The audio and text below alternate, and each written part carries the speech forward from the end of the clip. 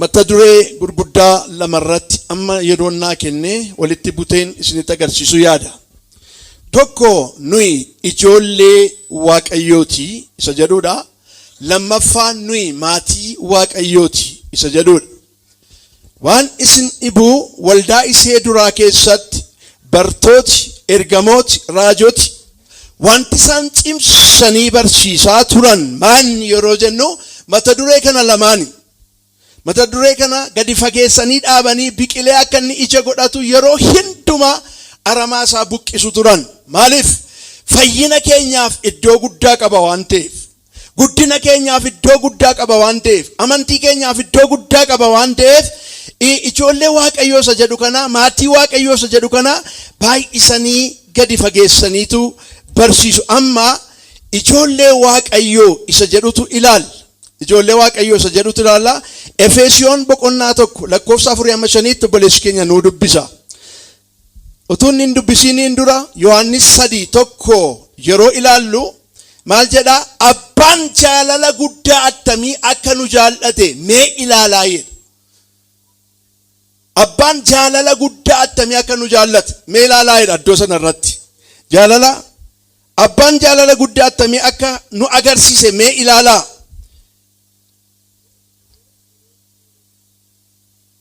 Nus jaalala kanaan ijoollee isaa taane akka waamamnu godheedha. Abbaan jaalala guddaa akkamitti nu agarsiise yoo jettanii amma tokkicha ilma isaa nuu kennutti jaalala guddaa kana nu agarsiise. Sagalee waaqayyoo maal jedhaa?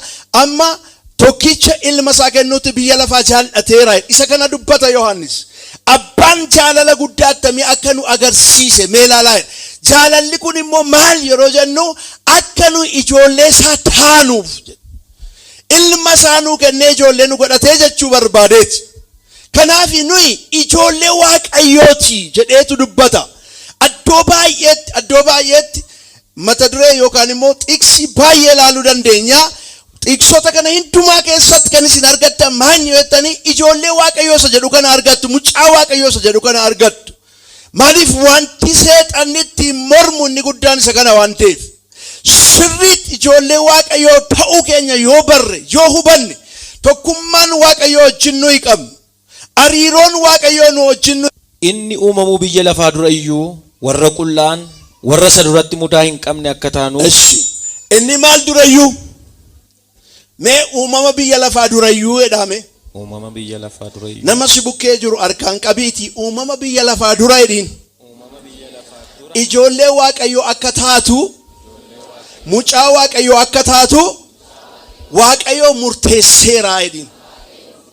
Uumama biyya lafaa dura jedha. Maaliif?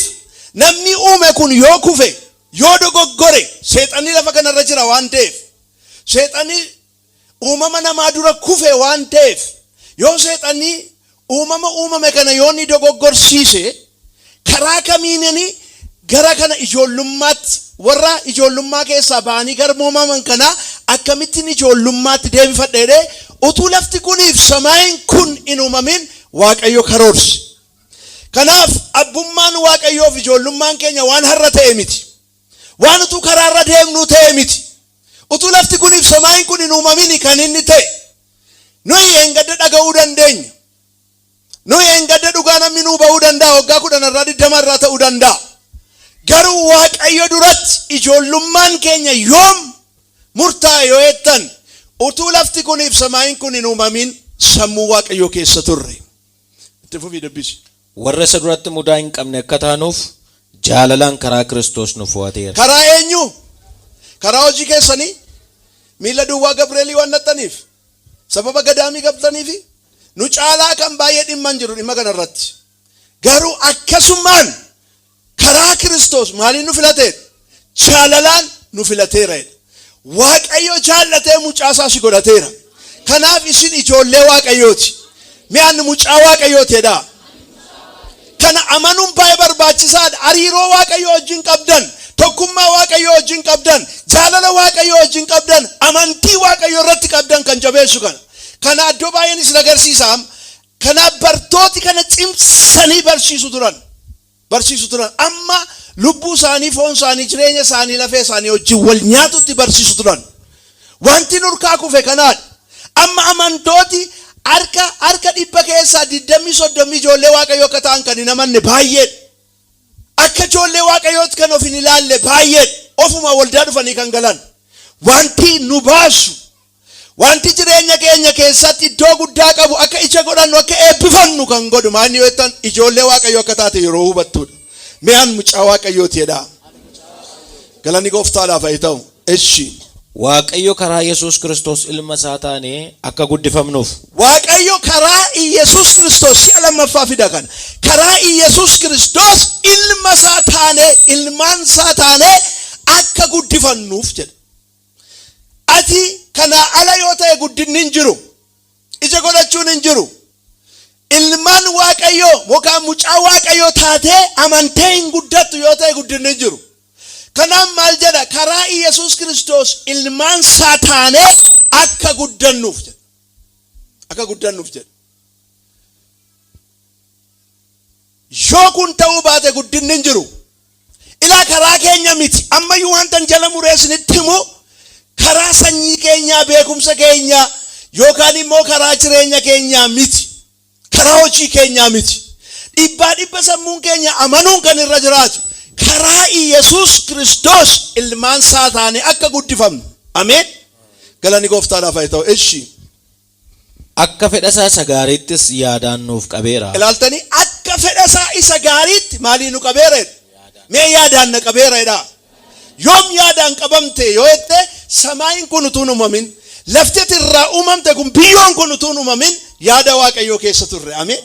Ilaa isheen amma dhaabbadhee isinitti haasa'u kun yaada waaqayyoo keessa ture. Utuu lafti kun samaayin kun hin uumamin maaliif beekumsi waaqayyoo gadi fagoodha waan ta'eef yaada isaa keessa warra turreedha kan dhufne yaada isaa keessa warri hin turre warri dhufan garuu hin deebi'u warri hamman dhumaatti dhaabbatan warra yaada isaa keessa jiranidha. Maaliin nu qabeedha? Jaalalaan jedha karaa Kiristoos yaadaan nu qabee tureedha. Yaada waaqayyoo keessa isa ture kanaadha. Yeroo isaa eegee kan nutti mul'ate akka nuyi amannu kan godhe. Yaada waaqayyoo keessa warri hin turre deebi'uu danda'u, hamaa gochuu danda'u, tajaajilaa ta'ee yaada waaqayyoo keessa hin turre taanaan hin galamanatti. Warra yaada isaa keessa turanidha amma dhumaatti kan dhaabbatan. Warra yaada isaa keessa turanidha kan waamaman. Kanaaf salphaa miti waamichi keenya. Kanaaf yaada waaqayyoo keessa warra turre kana karaa Kiristoos amma nu mul'ise. Isin warra yaada waaqayyoo keessa turtanidha. Yoom samaayin kuniif lafti kun utuu uumamin maqaan waaqayyoo eebbifamu. Itti fufaati Efesooniin xuruutti dubbisaa lakkoofsa tokko ka'aati. Baay'ee isiniif ibsa. Isiniin dabala Galaatiyaa 4:6-7 nu dubbisi. Tiksi ijoollee waaqayyoo jedhu kun iddoo baay'eetti argitu. Maaliif wanti seexanni ittiin nu lolu amantii keenya laashessu paralaayistii godhu maanni yoo jenne ati mucaa waaqayyoo miti isa jedhudha. Isin ilmaan isaa ta'uu keessan agarsiisuudhaaf. Isin maal isaa ta'uu keessan? Ilmaan isaa. Mi'aan ilma waaqayyoo ta'edha. Isin ilmaan isaa ta'uu keessan agarsiisuudhaaf waaqayyo hafuura ilma isaa isa abbaa jedhee waammatu. Isin ilmaan isaa ta'uu keessan agarsiisuudhaaf jedha. Ameen. Hafuura isaa ilma isaa isa abbaa jedhee waammatu isin keessatti ergeedha. Ameen. Hafuurri kanaan hin mormitu yoo ta'e eebbi keessan hin jiru. Hafuurri qulqulluun keessa kee taa'ee akkati waaqayyoon akka abbaatti ilaaltu kan inni barbaadu. Kanaaf hafuurri nuyi fudhanne kun hafuurri ilma isaa gooftaa Yesuus Kiristoos ilma waaqayyoo akka ta'e godhe kun nu keessatti ergamee jira. Kanaaf hafuuruma kanaanitu abbaa jennee akka waamnu barbaada waaqayyo. Ameen. Nan beeku seexanatu jedha kana. Hafuurri qulqulluun nuuf ergame garuu hafuura abbaa jedhee akka nuyi isa waammannu godhuudha. Kun waan baay'ee qaba of keessaa. Waaqayyoon akka abbaatti yommuu ilaaltu eebbi gallakkifamu jira. Guddinni mana kee gara kee dhufu jira. Namooti baay'een Kiristiyaanoti baay'een akka abbaatti waaqayyoon sababa inni ilaalleef kadhannaan keenya illee laashaadha. Amaleeffannaadhaan kadhanna. Akka abbaatti waaqayyoon ilaalte yoo kadhatte garuu dhimmi kee dafee raawwata. Maaliif akka ijoolleen abbaa ishee ilaaltutti ilaalta waan ta'eef garaa waaqayyoo dafeetu siif banama siif gadda. Irra deebisi dubbismi adduma amma. Afur ja'a kaasii dubbisi. Dhaggeeffadhaa. Isin ilmaan isaa ta'uu keessan agarsiisuudhaaf Waaqayyo hafuura ilma isaa isa abbaa abbaa jedhee waammatu. Hafuura eenyuus ni erge. Hafuura ilma isaa. Eenyu ilmi isaa? Isa Iyesuus Kiristoos abbaa itti waame hafuura sana isiniif ergeedha Phaawulos. Hafuura si keessa jiru kana simattee waaqayyoon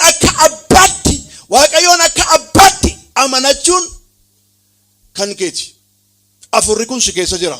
Hafuurratti waaqayyoon akka abbaa jettee waamtu hafuurri ilma isaa gooftaa Yesuus laphee kee keessa jira.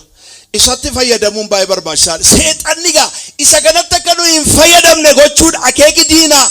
Maaliif abbummaa waaqayyoo amante mootummaa seexanaa diiguu dandeessa waan ta'eef. Naannoo keetii kaasee amma sanyii kee keessallee wanta jiru diiguu dandeessa waan ta'eef. Kanaaf yeroo hundumaa wanti seexanni jedhu ati mucaa waaqayyoo miti isa jedhudha. Ishi. Egaa ati si'achi karaa waaqayyoo garbicha miti. Egaa ati si'achi karaa eenyu?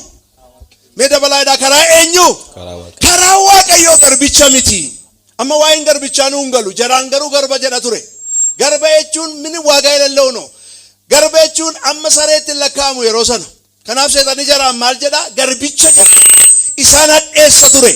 Ati mucaa miti garbicha isaaniin jedha ture. Phaawulos kanaan warra Galaatiyaatti hima. Warri Galaatiyaa immoo baay'inaan addoo sanatti gurguramanii garbummaadhaan kan hojjetanidha. Abbootii horii qaban namoota yartuudha Galaatiyaa keessatti. Akka garbaatti kan hojjetanidha baay'een isaanii. Kanaaf warra Galaatiyaa kanaan maal jedhaa? Ati garbichaa jedha. Har'a immoo nuun maal nuun jedhaa? Waaqayyoo sin beekuu sin dhaga'uu dhimma sitti hin qabu nuun jedha. Mee waaqayyo saayifatu jedhaa. Waaqayyo lafti kuniif samaa'iin kun utuu nu uumamiin dura si beeka. Mee na beeka jedhaa. Haleluuyaa. Eshi. Ilma malee erga ilma taatees qabeenya abbaa keetti darbitee argachuuf jirta. Erga ilma taate qabeenya abbaa keetti dabartee maal gochuuf jirta? Mi'aan qabeenyaa waaqayyo argachuuf hin jira jedhaa. Warqeen ati amma laaltu kun harka kee dhufa bor miilaan irra deemta. Haleluuyaa. Galanni gooftaadhaaf haa ta'u. Warqeen ati amma laaltu qabeenyaan amma ati laaltu dhagaan gati dabee shindumtu haala keenya kan inni ta'u. Waan isin dhibu namooti warqee akka isaanitti eeggatan ilaalaa. Qulfii meeqaan cufanii eeggatu yoo baay'atu immoo baankii dhaqanii internaashinaal baankii galfatu. Eenyuuf eeguu yoo jenne anaaf siif eegu warqee kana. Ameen. Maaliif karattii biyyattii haaraadhaaf lafa haaraa sanarraa karaan isaa warqeedha waan ta'eef isuma kana irra deemna nuyi. Ameen. Anaaf siif walitti qabaa jiru. Kanaaf dhaala guddaa qabna nuyi. Egaa ilma erga taate ati dhaaltuu abbaa keetiiti jedha addoo ammaatti. Waan guddaa jira. Wanta dhaalamu guddaa jira. Dhaala guddaa qabna. Dhaala bara baraan hin darbine, dhaala hin sabne, dhaala hin moofamne jala sagalee waaqayyoo. Dhaala bara baraan jiraatu qabna jedha. Ijoolleen waaqayyoo, ilmaan waaqayyoo dhaala qabu. Dhaala bara baraa. Samaayii haaraaf lafa haaraa. Ameen. Maqaan waaqayyoo haa eebbifamu. Gaafati dhaala sana dhaaltu warri amma dhaala kana ala jiranii baay'ee ajaa'ibsiifatu. Ogummaan nuyi duukaa buune kun ogummaa badiisaa ture yeroo sana galaaf. Amma warri budaa ta'an, warri waraabessa yaaban, karaa adda addaatiin horii walitti qaban kuni gaafati dhaala keetti galtu dinqii guddaa dinqisiifatu. Ameen. Dinqisiifamuudhaaf jirtaati isaaniin. Haleluuyaa. Jarri kun lakkaa beekumsa guddaa qabu turanii, oguma guddaa qabu turanii. Siin jedha abidda keessa dhaabbate. Ati immoo Yesuusiin fakkaattee mirga abbaa dhaabbattee itti haasofta. Ameen. Galanni gooftaadhaaf haa ta'u. Dhaala qabdu inni jedhu kanaadha. Warri amma waan dhaala qaban fakkaatan kun hundumti isaanii hin galu gara ibidda bara baraatti. Siif galuu dhaala bara baraan jiraatu. Hojii Kiristoosiin kan siif kenname akkuma Kiristoos dhaalu nus hin dhaalla. Galanni gooftaadhaaf haa ta'u. egaa ilmaan erga taate dhaala qabdaa meera deebisi dubbisamma.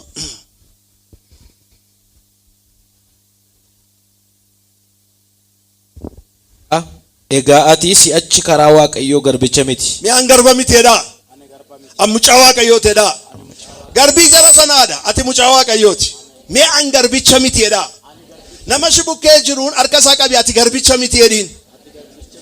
Ati isa seexanni si jedhu hin dhagahin jedhiin. Ati mucaa Waaqayyooti jedhiin.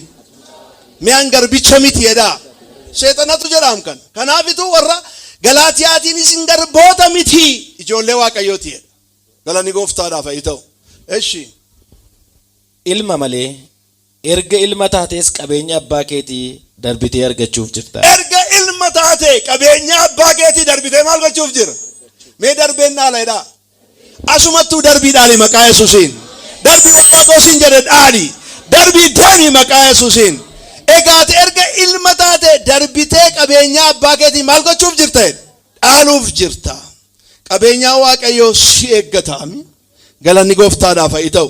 Kana gaa xiqsiisaa yoo ilaalle addoo baay'eetti arguu dandeenya. Waa'ee ilmummaa kana gadi fageessanii barsiisu turan bartooti. Fayyinni keenya achirra jira. Amantiin keenya achirra jira. Hariiroon nuyi Waaqayyoo wajjin qabnu achirra jira waan ta'eef waa'ee ilmummaa kana jabeessanii barsiisu turan. Kanaafi namooti hundumtuu akka ilma Waaqayyoo ta'anitti yaadu turan. Har'a baay'een keenya akka mucaa Waaqayyoo ta'utti yaaduu miti akka ijoollee Waaqayyoo taane waan isin nibu baay'een keenya bira geenyellee hubannee hin beeknu. Mucaa Waaqayyoo isa jedhu kana baay'een keenya itti namannu. Har'a garuu maqaa Yesuusiin amantii keessaniin kaasaa isin ijoollee Waaqayyooti. Ati iyyuu jedhan akka kee mirgaa ol kaasaa mucaa Waaqayyooti jedhi maala. Amantiin kun maqaa Yesuusiin si keessatti dhaabamee jaa godhatu. Akka ijoollee Waaqayyooti deddeebii. Akka ijoollee Waaqayyooti jiraadhu. Akka mucaa Waaqayyooti of ilaali. Ameen. An garbicha miti jedhaame. Egaa kun xiqsiisaa baay'eedhaan irra nan darbaa. Lammaffaan we are God's family isa jedhudha. Maatii Waaqayyoo. Nuyi ijoollee Waaqayyooti. Yommuu walitti deebinu immoo maal Waaqayyooti nuyi? Maatii Waaqayyooti. Ameen. Mi'aan maatii Waaqayyootedha. Kun hubannaa guddaa gaafata. Bartooti kanarratti baay'ee hojjetaniiru. Akka isaan itti hojjetan isinitti nan agarsiisa. Baay'ee hojjetaniiru. Maatii Waaqayyoo ta'uu beekuun keenya waliif hariiroo qabnu tokkummaa qabnu wajjin iddoo guddaa qabna. Har'a garuu akka maatii tokkootti waliin ilaallu. Akka maatii tokkootti waliin dhageenyu. Waliin gaafannu.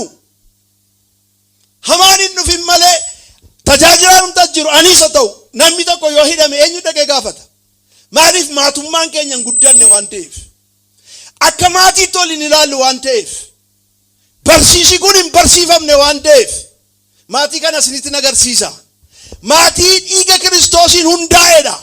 Maatii Yesuus Kiristoos bu'uureesseedha. Maatiin kun maatii salphaa miti. Hin beeknu. Maatii keerra maatii kanatu caala. Maatii dhiigaaf foonii keerra fira keerra maatii kanatu caala. Maatiin fooniif dhiigaa kan yerooti. Du'aan gargar baata. Fageenya iddootiin gargar baata. Walitti buutee wal loltee illee wal dhiista. Maatii inni karaa Kiristoos hundaa'e kun garuu bara baraan jiraata. Kanaaf maatii kana irratti hojjechaa turanii bartooti. Maatii kana cimsaa turanii bartooti. Maatii kanaaf iddoo guddaa itti laataniitu barsiisaa turan. Kanaaf maatiin kun yoo hidhaman wal barbaadu turani. Waldaa ishee jalqabaa keessatti. Yoo miidhaman walirra goru turani. Walii wajjin dhaabbatu turani. Hari'annaa yoo dhufe walii wajjin hari'amu turani. Waan qaban walii wajjin nyaatu dhugu turani. Maaliif maatii baay'ee cimaa akka ta'e beeku waan ta'eef. Maatii bara baraan walii wajjin jiraatan akka ta'e beeku waan ta'eef. Nu hin beeknu waa'ee maatii kana hin barannes waan ta'eef. Nu hin galu waa'ee maatii kana. Ollaadhuma keetti kiristaanni tokko yoo dhukube koo bira darbitee deemta. Si dhiba maatii kee bara baraatiin. Obboleessa kee bara baraati. Obboleettii kee bara baraati. Isaaniif kun mul'ati isaa isaaniif dhufeera. Baay'ee isaanii galeera. Mana hidhaatti ol barbaadu waan qaban walii hiru. Mee cimina maatii kanaan addoo tokko isinitti agarsiisa. Hojii ergamoota 4:32 naa dubbisu. cimina maatii kana ammam akka isaan wal jaallatanis isin agarsiisa. Ammam akka isaan wal amanatanis isin agarsiisa. Maaliif bartooti maatii kana irratti hojjetaniiru waan ta'eef. Har'a ol bukkee teenyeellee utuu waliin dubbisin baanan. Minim ayidallee. Mucaan gooftaa tokko ollaa keetii beeloftee yoo seen duute dhimma hin qabdu ati. Maaliif maatummaan kun hin guddanne nu keessatti waan ta'eef. Yoo hidhamte dhimma hin qabdu. Yoo rakkinni irra ga'e dhimma hin qabdu. Maaliif maatummaan kun hin guddanne nu keessatti waan ta'eef. Maqaa Yesuusiin maatummaa kana Waaqayyo nu keessatti guddisu. Maatii dhiigaa foonii keerra, maatii abbaa keerra, maatii fira keerra maatiin caalu maatii kanaadha. Maatii ati bara baraan walii wajjin jiraattu maatii kanaadha. Wal beektaa walii wajjin jiraattu. Maatii inni karaa fooniif dhiigaa dhufe kun garuu hin hafa, karaa du'aan hin hafa, jibbaan hin hafa, gargar ba'uun hin hafa, babbisuu nagari karaan. Namoonni amanan hundinuu warra garaa tokko yaada tokko turan. Namootni amanan kun hundum waa'ee maatii kana haasaa jira asirratti caafati qulqulluun. Namooti amanan kun hundumtu sirii galeera. Namooti amanan kun hundumtu warra garaa tokko warra yaada tokko turanidha. Maaltu uume kana? Barsiisa isaan barsiisantu uume kana. Garaan keenya tokko miti har'a. Ol beetisabiidhaan illee garaan keenya amma akka tokko ta'e Waaqa duwwaa beeka. Warra garaa tokko turanidha. Eebbi as keessa jira. Eebbi tokkummaa kana keessa jira. Eebbi dhangala'ee hin dhumne tokkummaa kana keessa jira. Gadi buunee ilaalla. Eebba guddaa jira maatii kana keessa. Eebba safaramee hin dhumne jira maatii kana keessa. Kanatu dhibe. Eshi. Isaan keessaa tokkollee qabeenya ofii qaba tureen kan kooti hin jenne. Look, underline godhaa kan. Isaan keessaa tokkollee qabeenya ofii qabaachaa ture kan kooti hin jenne. የዚህ ቤተሰብ ጥንካሬውን ነው እያሳየን ያለው መጽሐፍ ቅዱስ እያሳየን ያለው። ጀቢና ማቲ ከነ ከሰ ቱሬ ተኩማ ማቲ ከነ ከሰ ቱሬ ቢፈ ከናን ጫፈት ቁልቁሉ ነው ተገርሲጀ በርቶት ከነ ረት ከዲሳን ሆጀታን ማቲ ከነ ከሰ ኤቢ ከንጅሩ ማቲ ከነ ተኩማ ከነ ከሰ ጉድኒ ከንጅሩ ማቲ ከነ ከሰ አያኒ ከንጅሩ ዲበቲ ከንጅሩ ሁምኒ ከንጅሩ ማቲ ከነ ከሰ እኔ ላላ ገዲቡኔ መቃዋ ቀያ ኤቢፈም አከሲቲን ነይ ወሊን ይላል ዋይን ማቲ ከናኑ ኢፋሚቲ ዋይን ማቲ ከናኑ ኢፋሚቲ እሽን ኢባ ማቲ ወሊ ወጅንጅራት ይወጅራት ማቲ ከናል ዋይን ማቲ ከና በደስ ጅራተስ ድማንቀም ነው ይላለት ከናፍ ቀበኛ ቀባቻ ቱራን ከንቆት እንጀነዳ ማቲን ኩን ሼሪ ጎደኛታ ቱሬ ወሊ ሂሬኛታ ቱሬ ወሊኛታ ቱሬ ሁምኒ በረ ኤርገሞታት ሙለቴ አያን ሙለቴ ከዚህ ውስጥ የወጣ ኃይል ነበር። ማል ዋቀዮ ጉዳና ምንኑ ይዋቀስ ንኩን የታለ ያ ፓወር ሁምኒሱ ነው ሰጅራ ሁምኒኩን ተኩማ ከነ ከሰ ቱሬ ዋቀዮ ገረሰናት ነው አደቢሱ እሺ ቀበኝ ሳኒ ሁንድኑ ከወሊ ሳኒ ቱሬ ሉክ ቀበኝ ሳኒ ሁንድኑ ከነኙ ቱሬ ሰገሌ ዋቀዮቲን ከነኙ ቱሬ ከወሊ ወሊ ሳኒ ቱሬ ከወሊ ወሊ ሳኒ ቱሬ ማቲን ኩን አማ ከናት ወላ መነታ ቱሬ ማቲን ኩን አማ ከናት ወሊ ወጅኒን ጅራታ ቱሬ ሆምኒ ዋቀዮ ማቲ ከነ ግዱት ከነኒ ሙላት ኢሳዩ ሰከወልዳ ማቲ ከሰኒ ተኩማ ቀብዱሲ ወረ ያደ ተኮ ወረ ገራ ተኮቲ በመናፋ ደመናስ ከዘ ጅርታን ጆሌ ከሰኒ ወጅን ማቲ ከሰኒ ወረ ገራ ተኮ ወረ ያደ ተኮቲስን ከሱማ ወሪ መነ ቡልቺታን አባ መናፋቲ መና ገራን ከሰነከም ዋቀሲ አርገላልቴ ኤቢከ ገንቀበመ ገናፊ አዶ ተኩማን ጅሩት ኤቢከ ነጀጀመ ጫፈተ ቁልቁሉት ጀዳ ፋርሳ ዲባብ ሶደሚ ሰዲ ለኮፍተ ኮ ዱቢሳ አዶ ተኩማን ጅሩት ከን ዋቀዮ ኤፕ አጀጅ ከናፊቱ በኢየሱስ ክርስቶስ በርቶታ ባየ በርሲሴ ዋይ ተኩማ ከና ኢሳኒ ሞደርባኒ አመንቶታ ሳኒ ባየ በርሲሰን ከናፊ አመ ቀበኛን ሳኒ ከወሊ ወሊ ተውት አመ ቀበኛ ሳኒ ረት ወለመነተንቲ ተኩማን ማቲ ከና ባየ ጀባፍ ጭማቱር እሺ ኤርገሞኒ ሁምነ ጉዳ አርጊሲሱዳን ሉክ ተኩማ ከነ ከሰው ሁምነ በይላላ አሜን ዲበታ ዱዋኑት ፈካታ ዲበታ ዱዋ ሚቲ ማቲን ኩን እንዱም ሳኒ ሁምነ ጉዳ አገርሲሰኒ ኦጂ ዋቀዮ ሆጀቱ ቱራን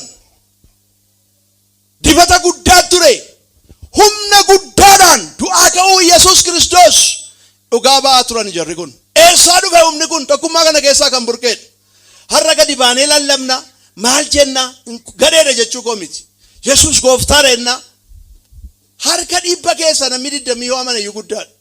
Isaan garuu gadi ba'anii lallabnaan dinqiit wajjin ta'ame. Humna maalii agarsiisaa turan? Humna guddaa. Mee humna guddaadha. Humni guddaan kun eessaa dhufe? Tokkummaa sana keessaa burqe.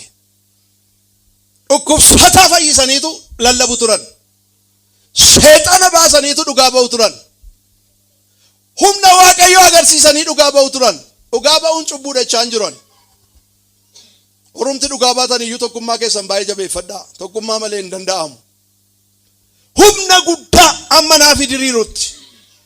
Humna guddaa amma jaamaan ija banamutti.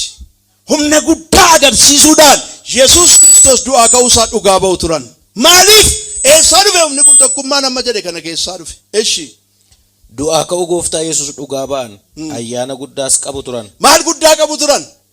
Harka keessan diriirsaa. Maqaa gooftaa Yesuusiin ayyaanni guddaan kun isinirra dhufu. Ayyaanni guddaan kun mana keessan irra dhufu. Ayyaana guddaa qabu turaniidha. የዚህ አንድነት ጥንካሬ ፋሚሊን ኩን ቤተሰቢን ኩን ማቲን ኩን ቸቢኒ ኦሊ ወጅኒን tokkummaan ni qabu humna guddaa akka isaan agarsiisan ayyaana guddaa akka isaan uffatan godhe itti fufi. Homtinuu isaan keessaa waa dhabee hin rakkanne. Look ayyachu homtinuu isaan keessaa waa dhabee maal hin taane Waaqayyo nu gargaaru. Amma birrii 100 nama tokko kennuu barbaada kottaa hiriiraa yoon jedhe namni waa dhabe meeqatu hiriiraas እነሱ መሃል ግን ይሄ አልነበረም ገረ ሰናቲ ዋቀው ነው አደቢሱ ዋዳቤቹ ረከቴ ፔሌቹ ምንም አላጣም ሁሉም ነበራቸው ተኩማን በፊዳ አረ ተኩማ ወረብ የለፋቱ በከኑ አሪሮ ሳንቀበን ነዲንቃናን ወረብ የለፋ ተኩማ ሳንቀበን ቦይቸረት ከን ሰይጣናው ይዩመለ ዋኒስን ኢቡ ወሊ ቢርመቹረት ወሊ ወጅን ተውረት ቆሮንቶስ ዱራ tokko lakkoofsa 10 dubbisee obboloota koo isin hundumti keessan waan dubbattanitti akka walii galtan yaada tokkoon akeektanii tokkummaadhaanis raawwachuudhaaf akka qophooftan malee isin gidduutti gargar ba'uun akka hin jiraanne maqaa gooftaa keenya Yesuus Kiristoosiin isinan gorsaa. Isin gid maaliif bartooti waa'ee tokkummaa kana sirriitti beeku waan ta'eef Qorontos keessa rakkinni gale tokkummaa kana waan diiguutu gale an kan Aphiliyoos kan jedhantu ka'an an kan Phexros kan jedhantu ka'an an kan Yesuus kan jedhantu ka'an ani kan Aphiliyoos kan jedhu afuritti gargar hiraman an kan Phaawulos kan jedhanutti ka'an Phaawulos kanaan morma anatu sinifannifame jedha Phaawulos ammatu tajaajilaa tokko duukaana miiriireo tajaajilaan sun gammachuunsa hin danda'amu Phaawulos kin taqaawwamaachoo na duukaan bu'inaa jedhe anatu sii du'ee jedhe ana qullaa sii garafamee jedhe Yesuusi kan sii gara sana laale isanarraa kaasii jedhe galanni Waaqayyoodhaaf ta'u kanaaf tokkummaan kun diigamaa dhufe waan ta'eef waldaa Qorontos keessatti Phaawulos kana taasaa warra qola'ee kan jedhamu maatii kanarraa akka gargar ba'ummaan jiru dhaga'e Phaawulos mul'ata illee hin argine waan isin hin mul'ata gargar ba'ummaan in argama waan ta'eef yaa obboloota koodha yaada tokko akka qabaattan garaa tokko akka qabaattan akka yaada tokko irratti walii galtan maqaa gooftaa Yesuus Kiristoosiin isin kadhadhaedha isin gorsaedha maaliif tokkummaan kun diigamnaa waan baay'ee diigama waan ta'eef ilaalaa jirra of gidduutti waan ta'eef maqaa Yesuusiin garaa tokkoof yaada tokko nuuf kennu Waaqayyo akka maatiitti garaa tokkoof yaada tokko nuuf kennu Waaqayyo tokkummaa keessa jira eebbi kiristiyaanaa walii galtee keessa jira eebbi kiristiyaanaa gargar ba'uu keessa miti kan jiru walii yaaduu keessa jira Waaqayyo gara sanatti nu haa deebisu kanaaf egaa Phaawulos kana isaanitti hima kana isaanitti hima. Tokko akka isaan ta'an, garaa tokko, yaada tokko, qalbii tokko akka isaan qabaatan gorsa. Maaliif tokkummaan hin jiru taanaan eebbi hin jiru, afurri Waaqayyoo hin jiru. Tokkummaan addoo hin jirre argamii Waaqayyoo hin jiru waan ta'eef, argamii Waaqayyoo immoo waldaa Qorontos keessatti baay'ee guddaadha waan ta'eef, kennaa ayyaanaa kan isin argitan waldaa Qorontos keessatti, kennaa gurguddaan kan inni mul'ate waldaa Qorontos keessatti, rivaayivaliin hafuura qulqulluu, sochiin hafuura qulqulluu kan inni mul'ate waldaa Qorontos keessatti ture. Kana diiguudhaaf seexanni tarkaanfii inni fudhate maayinni yoo enne gargar ba'uu fide. ይሄንን የእግዚአብሔር ጸጋ ኃይል ለመቃወም ልዩነትን ነው ያመጣው። ሐረስ ዋን ቀምኑ ኑርካ ዲጉ አከማቲ ተከወልዳት ከን ሰይጣንት ዲመባው ማን ገርገርባው ሱድ ገርገርባ ሱድ ዋቀዮ ያደ ሰገሌ ዋቀዮ ዋንጃ እንጂባይ ዋን ቶርበሞ ሉቡሳቱ ጪጋይ ማንኒ ኦቦሎተ ግዱት ገርገርገው ማከኑ ሞይዳ ዋን ዋቀዮ ጪጋው አከኖ ጀነ ዋቆኑ አገርጋር አንዳንድ አገልጋዮችን ሲመለከት ያሳዝኑኛል። ቃሉም ስላልገባቸው አዝናለሁ። የሚሰሩትን አያውቁም። የራሳቸውን ጥቅምና ፋይዳ ብቻ ነው የሚመለከቱት። ጉባኤ እንዲገመ ተኩማ እንዲገመ ተጃጅልቶት እንዲገመን ኢመሳኒ ሚት የራሳቸውን ብቻ ወረከ ሲገት ይከፈላሉ። ዝን ዋጋ ይከፍላሉ። ጥሩ አይደለም። ዋን ዋቀዮ ጪጋ ወጀቹ ዋቀዮ ነው አውልሹ አን የሮባ የሚደመን ጨልጀደ ማለ ምንም አልናገርም። በከ ሰገልቻ ዋናንተ ቢሱ ቢጎዱኝም አልናገርም አልናገርም። ለሚተኮተኮ ኡበና ማለ ካታበቅ ዝም ብልዬ ነው ማየው። ያ ዋቀዮ ኤጊና ማከና ማሊፍ አዶቶኮ ከሰገልቼ በርሲሱ ደንዳው አንተ ዋቀዮ አዶቶኮ ለሚተኮተኮ በኩማ ዋቀዮ ሰቲን ከኒ ለከም በርባዱ ጅር አፈፍቆቹላ ለምን ዋኑማ ዋቀዮ ነመጥገነዩ ጋፊ ሜቃኒ ዋቀዮ ወርካ ገንፉዳን ስብራቴ ደኒ ቆረኒ ተኩማ ወረዲ ገንቱን ታይ መነጥ ሰለጥ ወረ ተኩማ ይቻላን ስናጎደ ዋቀዮ ወረካ ሲመን ሳኒኒ ጃራማ ችሬንጅ ሳኒኒ ጃራማ ኬሲ ሳኒ ጃራማ አዴማ ከና ጳውሎስ ጀራ ከነ ጎርሶ ያደ ተኩ ቀባዳ ጀዴ ጎርሳ ዋቀዮኑ አገርጋሩ አንገፈኑ ጎዴ ማቲ ዋቀዮ ተኡን ኬኛ ኩን ቡአን ሳማን yojenne ያዕቆብ ተኮ ኩደ ሰደት ኑ ዱብስት አንገፋ ሂንዱማኑ ጎዴ ዋቀዮ ማቲ ዋቀዮ ተውዳን አንገፋት ቁጥሱሚት ሚያን ቁጥሱሚት ሄዳ አናንገፋ ሄዳ ሚያፋኑ መከሰን ራፉዳት ያሳ አናንገፋ ሄዳ አታንገፋ ሚያን አንገፋ ሄዳ ኢየሱስ ክርስቶስ ጎፍታዳ ገላኒ ጎፍታዳ ፈይተው አንገፉማ ገጉን አንገፋ ኤኙቲ ገብርኤል ዳፈት አንገፋ ሚካኤል ፈንገፋት አመሲ ገሉ ዲሱ ደንዳ ማል ዱበተ ፓስተር ይየቹ ደንዴሳ ጋፈኒ ሙለቱ ገሩሲ ገላ ገላኒ ጎፍታዳ ፈይተው ከና ጳውሎስ ማል ጀዳ ኑይ ኤርገሞተ ረት አከፈረኑ ኢምቤተኒ ረይየዳ ኢሳኒ ኑመማኒ አቲ ሙጫዋ ቀዮቲ ከናፍቲ ፈረዳ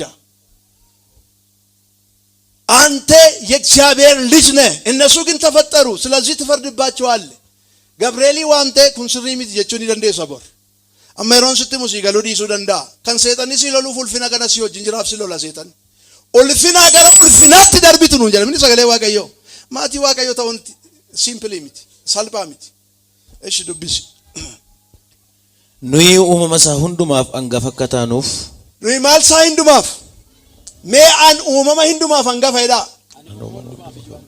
ኤኙቱ ኡመሜ ሚካኤልን ኡመሜ አቲገሩ ሙጫ ዋቀዮቲ ኡመማ ለፈከነ ረጅሩ ሁንዱማፍ አንገፋት ከራ ክርስቶስ አንገፉማኑ ከነሜራ ሰልጣኑ ተፈካቹ ደንዳ አንገፈኑ እንጀዳ መቃ ኢየሱስን አንገፉማ ከሰኖ ሪገታ እንደፋቲ ካሳ ቦዴ ሲጋብሲሳ አኩማ ኤሳው ጋቤ አንገፉማ ከወሪገታ ጅርተን ቁልቁሉማ ገታ ገንጅርተን ክርስቶስ yoji tokkumma qabdan gata ganjirtan simply ilaala ganjirtan salbat ilaala ganjirtan I will tell you sittanima ati angafa angafumma ke kabaji qabad nama subukke jiru harka sana qabi akka jedin ati angafa edin angafumma ke sirrit qabad edin የትም ብኩርነታችሁን የምትጥሉ ሰዎች ኤሰት አንገፉማ ke sangaggata qandemtan yeroonnu meera angafumma ke ኤጊ ኢየሱስ ይሙለታ ጊዜው ደርሷል ኢየሱስ በቅርብ ጊዜ ይመጣል ነው የምለው። መቃዋ ቀዩ አይብፈም አንገፋት አንገፋ ኡመመ ዋቀዮ ኡመመ እንዱማቲያት አንገፉማ ከሰነ ኤጋ ወሪ አንገፉማ ከሰን ሚናን ምስራቲን ገደራጅርተን አከኤሳው ዋቀዮ ከሲንጀዳ አንገፉማ ከገዱ ሲንጀዳ ዱፉፍ ክርስቶስ በልበለራ ጅራ አንገፉማ ከሰነ ገዳ አንገፉማ ከሰንቲ ዶከና ዮሚዮ አንገፈከታቴ ኢንራንፈትን አንገፍሞ ይናላ አዳ ሰበ እስራኤልት ወራ አንገፋቱ ዳላ ማነ እንዱማ ዳሉ አንገፎት ከናፊ ኢስን ኡመማ እንዱማ አንገፋ ኡመማ እንዱማት ነው እንጀለ ሰገሌ ዋቀዮ አንገፉማ ከገድ ማልቱ ስርካ ፉዳ ጅራ አንገፉማ ከ ማልቱ ሎላ ካሴ ጅራ አንገፉማ ከስርካ በለሱ ማልቱ ሱሎላ ጅራ እንሲ በለሱ ፊ አንገፉማ ከሰነ ገዳ ረዴቢ አመሰ ያዳታኒ አንገፉማ ከገዱና ጀዲ ነመሱ ከጅሩን ሃሌሉያ ሃሌሉያ ሜ ዘና ጀዳታቲ አንንገፋ ሄዳ ጀዳ ደበላቲ አንቁጡሱ ሚት የዲን ቁጡሱ ሲወጅና ሰው ሚት የዲን ሰተናን አንንገፋ ሄዲን አንገፉማ ከሲ ጫላ ቤካ ሰተን ከናፊ ከራደዳቲን ሲሎላ ኤርገሞታ ፍለ አንገፈኑይ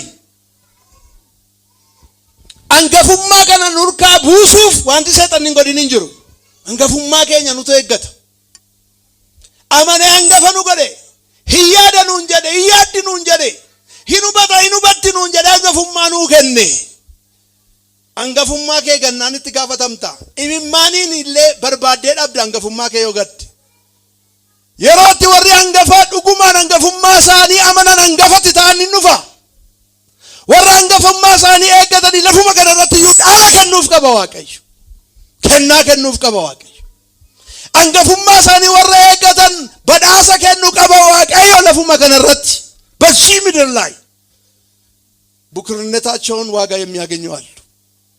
አንገፉማ ሳኒ ወራ ኤገተን የሮቲ አንገፋፍ ቁጡሱ ግዱ አደዱማ ኑፉ ይኑፋ ከናፍ ቀልቢ ድድረድ አንገፉማ ገት ደቢ አንገፋ ከታቱፍ ሲዋመ ክርስቶስ አንገፋው ማከታቱፍ ሲፊለ ክርስቶስ አንገፉማ ከሰልባትን ይላልን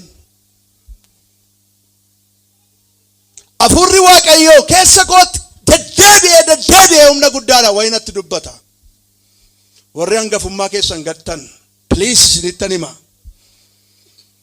አን በልበለረን ጅራይ ዳጎፍታን አንገፉማ ከገዱ ዳጎፍታን ፕራዲያሴ ፕራዶሎዶ ዲቪዲቫንቲያ አንገፉማ ከኤጊ ዳጎፍታን ነሞቲ ፓያን አንገፉማ ከሰንገተኒ ጅርቶስ ከስ ሪጃን ደላራዲቤስ ኤቭራቫጋቲያ አንገፉማ ከሰን ኤገዳ ይዳዋቀዩ አንገፉማ ከኤጊ ሲንጀዳ አናቱ ሲፊሌ አናታ አንገፉማ ሲላቴ አንገፉማ ከኤጊ ነቱ ሲጃለቴ ዳጎፍታን ያዕቆብን ነንጃለደ ኤሳው ነንጅቤረ ሰገሌ ዋቀዮ ሲንገሩ ሲጃለቴ አኩማ ያዕቆብን ጃለቴ አንገፉማ ሲከነ አንገፉማ ከኤጊ አንገፉማ ከደብርስቴ ላቲን አንገፉማ ከቲፍ ኩኑን ሰጎዲ አየሮን ፎራ አንገፋን ኤቢሳይዳ ጎፍታን አየሮን ፎራ አንገፋን ሲመዳ አንገፎት ለፈከነረት ገቲ ቀቡ አንገፉማ ከኤጊ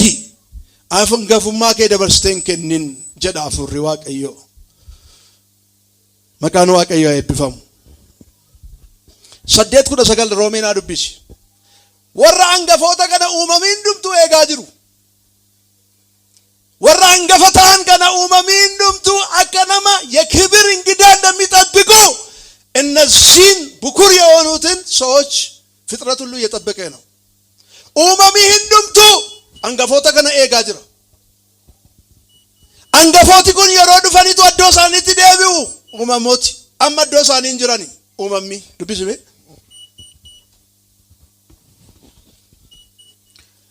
ኡመምኒ ሁንድኑ ሙለቹ ጆሌ ዋቀዮ ዲመኒ ኤገቻ ጅሩ ኡመሚ ህንዱኑ ማለ ኤጋጅሩ ሙለቹ አንገፎታ ከና ኤጋጅሩ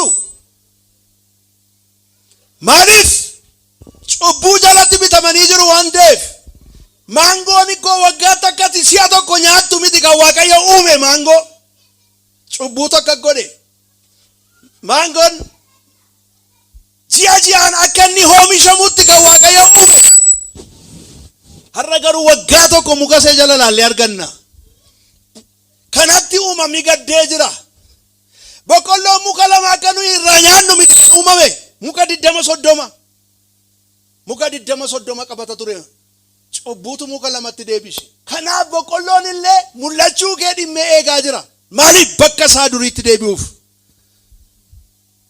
leenci marga nyaata ture dur amma garuu dhiiga dhugaa jaallatee miti cubbuu takka godhe seexanatu itti gale kanaaf gara hangafummaa keenya sana gara uumame sanatti deebi'uudhaaf uumamni hundumtuu dhimmee anaaf si eegaa jira maaliif hangafa waan taateef hangafi kun yeroo dhufu waan hundumaatu hiikama waan ta'eef Waaqayyo nu haa gargaaru nama si bukkee jiruun hangafummaa kee eegee irra darbina Yohaannis 1:12 maatummaa kanaaf maatii Waaqayyoo ta'uu kanaaf bu'aan nuyi arganne maan hangafummaadha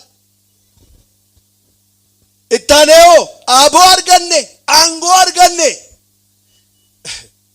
maatii Waaqayyoo ta'uu kanaan aaboo arganne aaboo kanaan mootummaa Waaqayyootti galla aaboo kanaan balballi mootummaa Waaqayyoo nuu banama siniif warra biyya lafaa gidduu adda addummaan jiru aaboo kanaan warri maatii Waaqayyoo ta'an aaboo qabu warri biyya lafaa aaboon qaban horii qabaachuu danda'u warqee qabaachuu danda'u waan baay'ee qabaachuu danda'u ግን የእግዚአብሔር መንግስት የሚገቡበት ስልጣን የላቸውም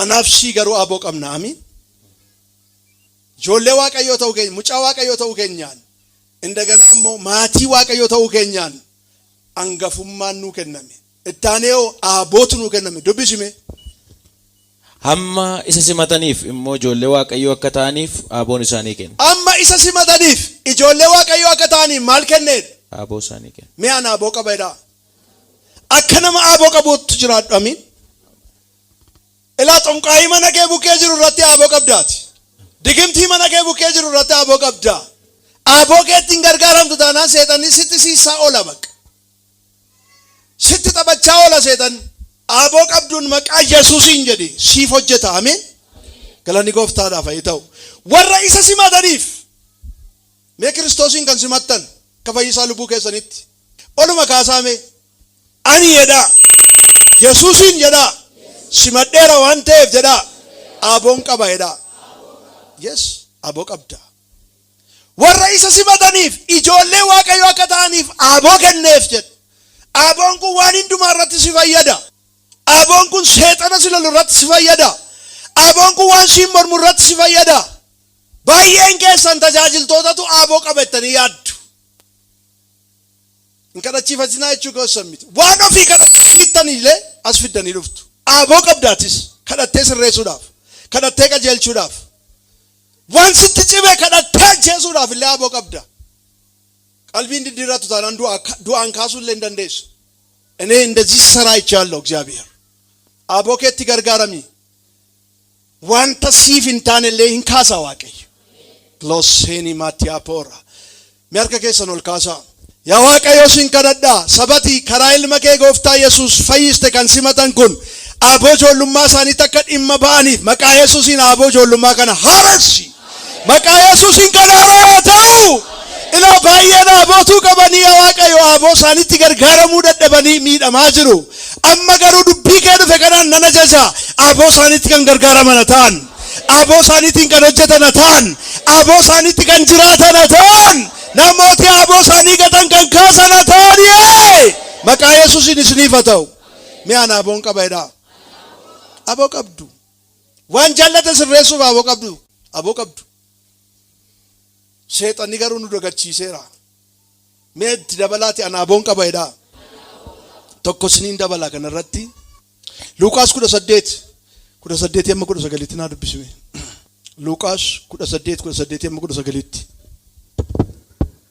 mi'aan aaboon qabaadha seexana irra ejjechuu maal qabda tolcha safaree kee irra jiru irra ejjechuu maal qabda isa si ari'atu hafuura sanyii kee zarii kee keessaa irra jechuun maal qabda?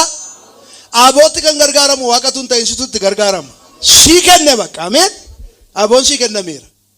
Itti gargaaramishi maqaa Waaqayyoo eebbifamu ishi. Yesuus immoo deebisee seexanni akka bakakkaa waaqa keessaa bu'u utuu inni kufu arge. Seexanna akka bakakkaatti tuni waaqa keessaa kufuun argeedha. Yesuus seexana salphaadhaan hin jechaan jiru. Aboo kanaan salphata malee. Ameen. Cimaadha seexan. Ka bakakkaa jechuun bakakkaan gaafa inni bu'u ilaala amma inni nama sodaachisu. Otoo inni bu'uun argeedha. Yesuus Kiristoos. Eshi. Ani kunoo marrataa irra torbaan qabaa irra aangoo diinaa hundumaa irras ejjechuu akka dandeessaniif gooftummaa isinii kenneera. Homtinus isin hin miidhu. Maal isinii kenneera? Maal isinii kenneera? Gooftummaa isinii kenneera. Homtinuu maal isin hin godhu? Mi'aan hin miidhamu edha. Diinni keenyaa malee si miidhuu hin danda'u. Meerra deebisaati ani hin miidhamu edha. An gooftummaan qaba edha. Aboon gooftummaa sii kenne Yesuus. Tolshaa safara kee irra akka jettuuf. Torbaan qabaa ta'ee bofa ta'ee jijjiiramee yeroo dhufu akka irra jettuuf. Aboo sii kenneera Yesuus.